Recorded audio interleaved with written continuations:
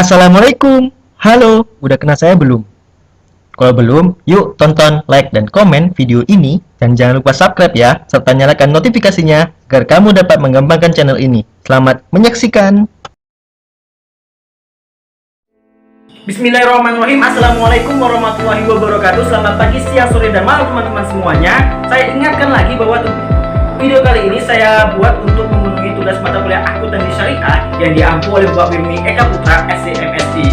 Kali ini kita akan membahas mengenai akad salam. Pasti teman-teman semua penasaran apa sih akad salam tersebut, maka saksikan video ini hingga selesai. Baik, dalam pembahasan kali ini kita akan membahas mengenai akad salam. Yang akan kita bahas mengenai akad salam pada hari ini adalah definisi akad salam, apa saja jenis-jenis akad salam, apa saja landasan syariah dari akad salam, dan kita akan bahas mengenai PSAK 103. Yang pertama, kita akan bahas mengenai definisi akad salam. Apa sih akad salam itu? Akad salam menurut PSAK 103 adalah sebagai akad jual beli barang, pesanan dengan pengiriman di kemudian hari oleh penjual dan pelunasannya dilakukan oleh pembeli pada saat akad disepakati sesuai dengan syarat-syarat tertentu. Untuk menghindari resiko merugikan salah satu pihak atau dua pihak, pembeli boleh meminta jaminan dari penjual sebelum akad itu dilaksanakan. Kita akan bahas mengenai jenis-jenis akad salam. Yang pertama adalah akad biasa. Salam biasa adalah transaksi jual beli di mana barang yang diperjualbelikan belum ada ketika transaksi dilakukan. Pembeli melakukan pembayaran di muka, sedangkan penyerahan barang dilakukan di kemudian hari.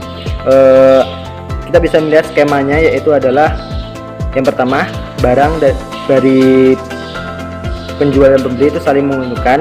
Yang kedua adalah pembeli memberikan jaminan ke penjual, baru penjual mengembalikan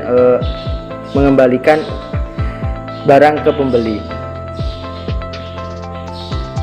Selanjutnya, yang selanjutnya adalah jenis-jenis akad salam, yaitu adalah salam paralel. Salam paralel artinya melaksanakan dua transaksi salam, yaitu antara pemesan pembeli dan penjual, serta antara penjual dengan pemasok supplier atau pihak ketiga lainnya.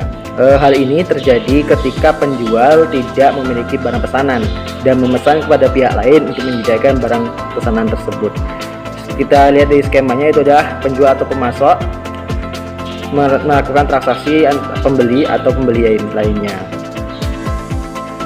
Selanjutnya, kita akan bahas mengenai landasan syariah mengenai akad salam.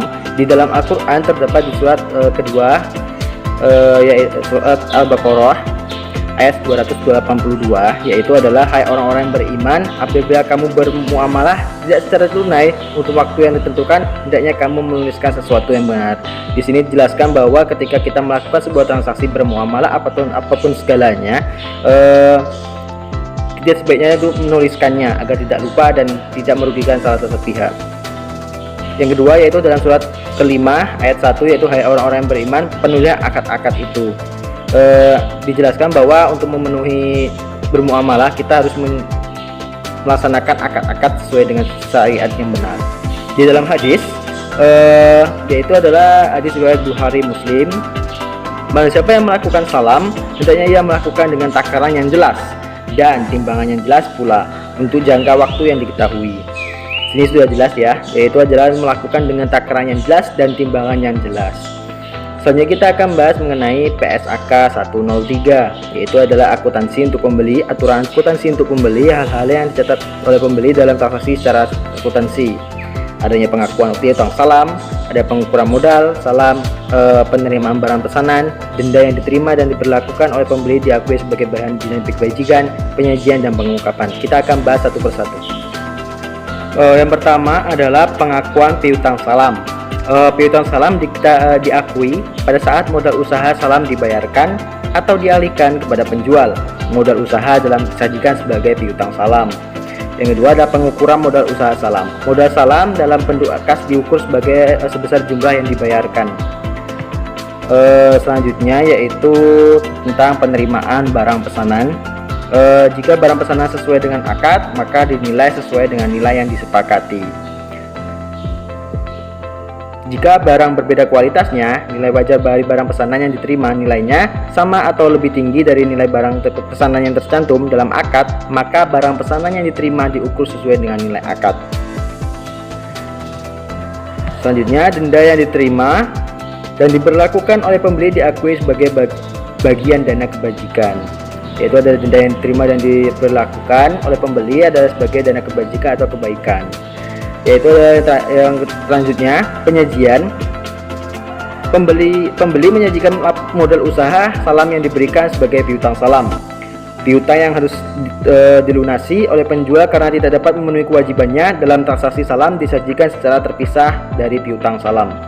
Persediaan yang diperoleh melalui transaksi salam diukur sebesar nilai terendah biaya perolehan atau nilai bersih yang dapat direalisasi. Apabila nilai bersih yang dapat direalisasikan lebih rendah dari biaya perolehan, maka selisihnya diakui sebagai kerugian. Yang terakhir, pengungkapan. Besarnya modal usaha salam, baik yang dibiayai sendiri maupun yang dibiayai secara bersama-sama dengan pihak lain. Jenis dan kualitas barang pesanan. Pengungkapan lain sesuai dengan PSAK nomor 101 tentang penyajian laporan keuangan syariah. Selanjutnya yaitu akuntansi untuk penjual. Perlakuan akuntansi 103 untuk penjual adalah pengakuan kewajiban salam. Yang pertama yaitu kewajiban salam diakui pada saat penjual menerima modal usaha salam. Modal usaha salam yang diterima dijadikan sebagai kewajiban salam.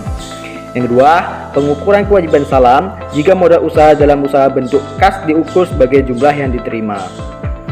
Kewajiban salam dihentikan pengakuannya derecognition pada saat penyerahan barang kepada pembeli. Jika penjual melakukan transaksi dalam paralel, selisih antara jual yang dibayar oleh pembeli akhir dan biaya perolehan barang pesanan diakui sebagai keuntungan atau kerugian yang pada saat penyerahan barang pesanan oleh penjual ke pembeli akhir.